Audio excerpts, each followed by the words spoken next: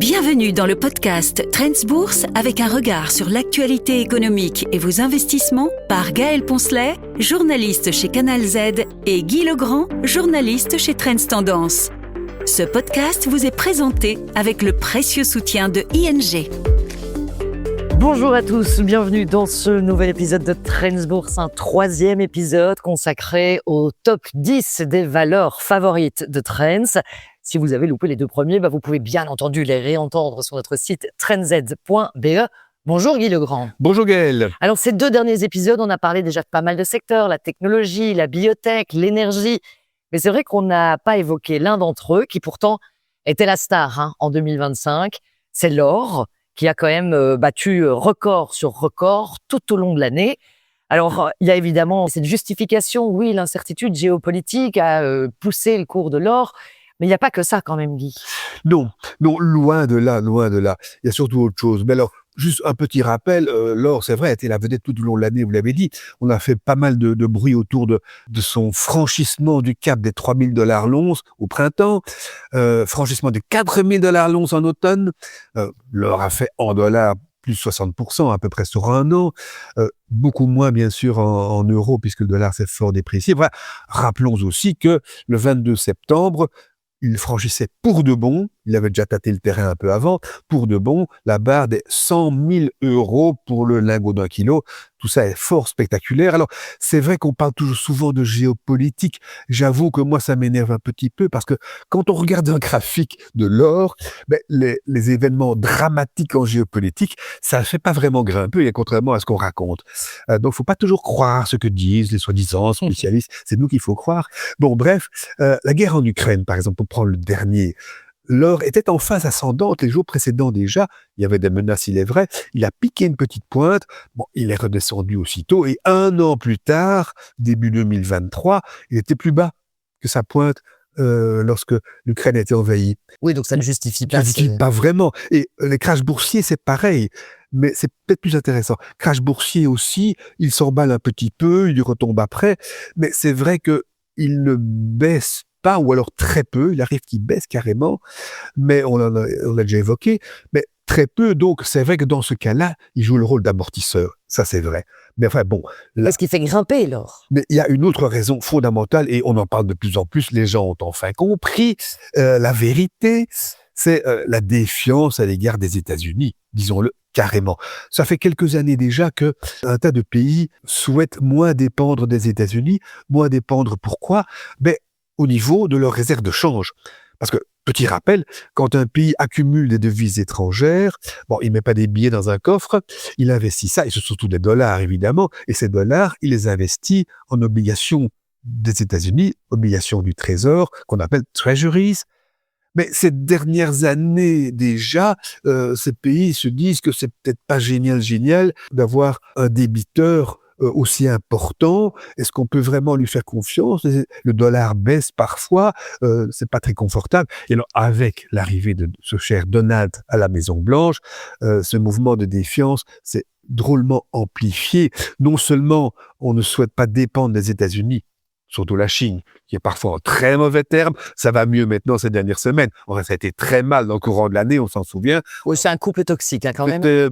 Oui, absolument, on peut le dire comme ça. Alors, quand un des partenaires vous doit beaucoup d'argent, c'est pas nécessairement très positif parce qu'on se demande si on va vraiment le retrouver. Alors, soyons clairs, on n'imagine pas un instant que Donald Trump dise « Non, je rembourse pas les emprunts du Trésor américain ». C'est pas pensable, ce serait un désastre pour les États-Unis, mais pour tout le monde en fait. Mais on pourrait imaginer un petit chantage au remboursement. Écoutez, je vous rembourse, bien entendu, c'est évident, mais je vous conseille quand même, pour ne pas dire je vous oblige, à réinvestir aussitôt en obligations, parce que moi j'ai besoin de beaucoup d'argent, j'ai un déficit budgétaire monstrueux. Bon, on pourrait même imaginer, quand on voit à quel point ce cher Donald fait du marchandage, tiens, écoutez, je vous rembourse évidemment, ça va, mais j'aimerais que vous abaissiez un peu vos droits de douane, par exemple. Certains économistes l'ont déjà évoqué. Mais bref, ce qu'il y a donc, c'est que un tas de banques centrales accumulent de l'or de plus en plus. D'après le World Gold Council qui suit le marché de l'or, il constituerait aujourd'hui 26% des réserves de change mondiales, contre 10% il y a 10 ans. L'évolution est énorme, Mais la proportion est énorme aussi. Beaucoup n'imaginent pas qu'un quart, c'est déjà de l'or. On se dit ça augmente, mais bon, les achats de la Chine seraient 10 fois ce qu'ils déclarent. C'est vrai que les déclarations récentes sont un peu dérisoires. Et les réserves de change de la Chine contiendraient déjà 5000 tonnes d'or, soit le double de ce qui est officiellement déclaré. Ce serait le deuxième du monde après les États-Unis. Donc oui, il y a vraiment une lame de fond qui soutient le cours de l'or et on peut y croire donc encore pour plusieurs années, nous semble-t-il, et semble-t-il à de nombreux analystes aujourd'hui. Bon, alors évidemment, pour les investisseurs, c'est toujours bien d'avoir un petit peu d'or dans le tiroir si c'est possible. Mais la bonne nouvelle aussi, c'est qu'on n'est pas nécessairement obligé d'avoir de l'or physique pour investir dans l'or. On pense aux ETF qui ont été mis en place, mais il y a évidemment toutes ces entreprises qui tournent autour et qui travaillent avec l'or. Oui, et d'ailleurs, les ETF sur les entreprises qui produisent ou négocient de l'or, enfin, qui tournent autour de l'or, comme vous dites, cet ETF-là a doublé de valeur pendant que l'ETF basé sur l'or augmentait seulement, entre guillemets, de 50%. Donc ce fut vraiment l'année, et ce n'est peut-être pas fini, mais nous avons choisi ici plutôt ce qui pourrait paraître être une option, à savoir un futur producteur d'or. Une entreprise canadienne basée à Vancouver qui explore tout un domaine sur l'île de Vancouver, qui est une île géante au large de la ville. D'où son nom, North Isle. North Isle, absolument. Copper and Gold, son nom complet. L'or est souvent associé au cuivre ou inversement, disons. Donc, souvent, un producteur d'or produit aussi du cuivre et inversement. C'est un projet dont la valeur est estimée à 5 milliards de dollars canadiens. L'exploration est en bonne voie, il prévoit de nouveaux forages, mais donc, c'est un projet. L'avantage, c'est que le coût de revient de la production de cet or serait inférieur à 1000 dollars, c'est ce qu'on estime aujourd'hui. Bon, il faut en avoir confirmation, 1000 dollars, c'est dérisoire par rapport au cours de l'once. Donc, les marges seraient élevées. Alors, cette action a déjà vu son cours multiplié par 9 en 5 ans, et surtout par 5 cette année-ci.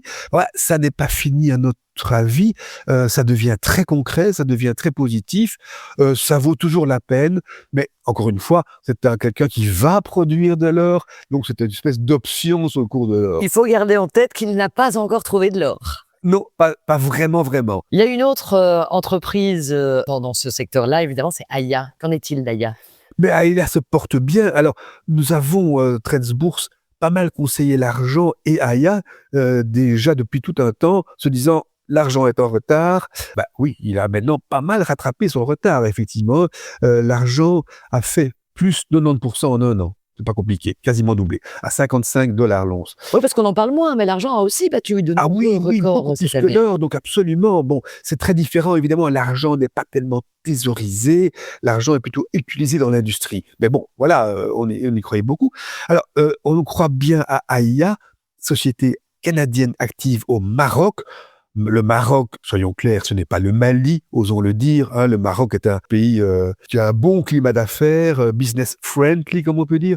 Aya a une mine Xunder qui est en exploitation, et la production, c'est l'événement de l'année, la production a vraiment bien démarré. Et on l'espérait en 2024, il y a eu de gros problèmes, ça ne s'est pas fait, la production est restée très faible, d'où forte chute de l'action d'ailleurs, évidemment, mais maintenant, ils y sont. Donc, l'action a bien rebondi, à plus 50% sur un an. Mais ce n'est pas fini parce que si les ventes ont fait x7 cette année-ci, puisqu'elles restaient trop modestes l'an dernier, on les attend encore x5 en 2026. Le bénéfice par action devrait fortement grimper. Alors, le rapport cours-bénéfice qui était de 32 est revenu à 25 ou 26. C'est pas donné, mais enfin, on est en pleine croissance, donc ça nous semble très raisonnable, et nous croyons toujours en Aya Gold and Silver, qui en réalité, contrairement à ce que son nom indique, est un producteur exclusivement d'argent, mais il est vrai qu'il est en train d'explorer le terrain pour une deuxième mine, Boumediene. Il prévoit de faire pas mal de puits, de forer pas mal de puits. La production sera 2029 seulement, mais là, il y aura peut-être aussi un peu d'or. Donc, il méritera son nom en 2029. Probablement que le nom, c'était peut-être l'ambition de se dire qu'à un moment, ils iraient creuser par là aussi. Alors, pour compléter ce top 10, il y a encore un producteur de matières premières dont il faut qu'on parle. C'est Denison Miles. Oui, d'uranium. Donc, on va évoqué deux producteurs de gamme matières premières, on va dire. Mais l'uranium est aussi en plein boom ces dernières années. Bon, cette année-ci, ce n'est pas très brillant. Le cours actuel de l'uranium est en repli de 30% sur son sommet de début 2024. C'était un peu l'euphorie à l'époque. On est revenu de cette euphorie, même si on reste positif. D'ailleurs, le cours est aujourd'hui supérieur de 150% à son niveau de 2021. Donc, le fait qu'on y croit, ça continue à être le cas sur moyenne période, quelques années. C'est toujours nettement haussier. Mais c'est que la demande d'uranium est en pleine expansion. On revient beaucoup au nucléaire compte tenu des besoins d'énergie considérables qui se manifestent partout, aussi bien en Europe qu'aux États-Unis. Aux États-Unis, on a même rouvert 3 Mile Island, le site fermé suite à son accident de 79. Les champions des centres de données, Microsoft, Google, Meta, Amazon, font construire des centrales nucléaires en direct parce qu'ils savent que leur fournisseur d'énergie classique ne suffira pas à la tâche. Donc, demande très soutenue. L'action Denison Mine a fait x5 en 5 ans, seulement 11% cette année-ci, après une grosse chute.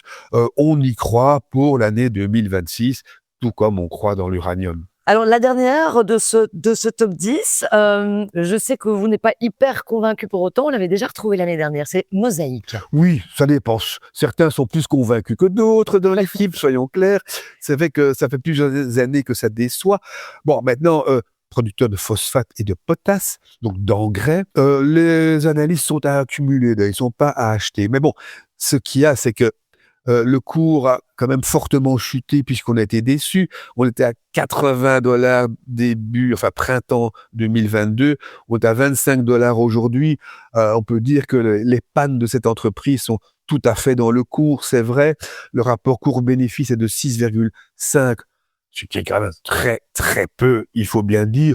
Donc, accumuler, ça pourrait se défendre, en effet, pourquoi pas. Et peut-être même qu'on aura enfin de vraies bonnes nouvelles en 2026. Donc, petite spéculation au passage. Sur une valeur qui est quand même bon marché et où on est mal, on risque quand même pas... Voilà, le risque paraît faible, clairement. Voilà donc pour ces 10 valeurs de l'année 2026, chacune un petit peu avec son potentiel. Oui, c'est un potentiel, l'air de rien. Certaines sont des valeurs de rattrapage, mais d'autres peuvent laisser présager de belles avancées pour l'année prochaine. Merci beaucoup, Guy, pour ce décryptage de ces 10 valeurs. C'est avec grand valeurs. plaisir. Et je vous rappelle évidemment que vous les retrouvez, les 10, leur décryptage, leurs analyses complètes sur notre site trendz.be. Guy, quand même, il me reste à vous souhaiter de très belles fêtes. Fin d'année à tout le monde, absolument, bien entendu, autant de ma part. Et encore beaucoup de voyages pour 2026, même si j'espère qu'on aura l'occasion de se retrouver. Oui, on va peut-être un peu se calmer en début d'année, en tout cas. Merci, bonne fête à vous également, chers auditeurs. Merci pour votre fidélité et à très bientôt. Voilà pour cet épisode du podcast Trends Bourse. Vous trouverez plus d'astuces, de conseils et d'analyses pour vos investissements chaque semaine dans Trends Tendance. Ce podcast vous est présenté avec le précieux soutien de ING.